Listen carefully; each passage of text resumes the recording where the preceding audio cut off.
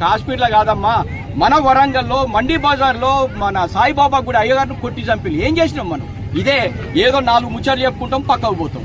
తర్వాత మొన్న ఇంకొక అబ్బాయి పాపం, ఒక ముస్లిం అమ్మాయి అని తెలిసినా కూడా ఆమెకు ఉద్యోగం చూపెట్టాలని ఆ అమ్మాయిని తీసుకుపోయి ఉద్యోగానికి ఇస్తే వీడి అమ్మాయిని ఏమో చేస్తాడని ఈ ముస్లింస్ ఏం చేసినట్టే వాడిని ట్రాప్ చేసి వాడిని ఒక వ్యాన్లు వేసుకొని ఒక 2-3 రోజులు తిప్పి కొట్టి వాడిని వదిలిపెట్టిల్లు.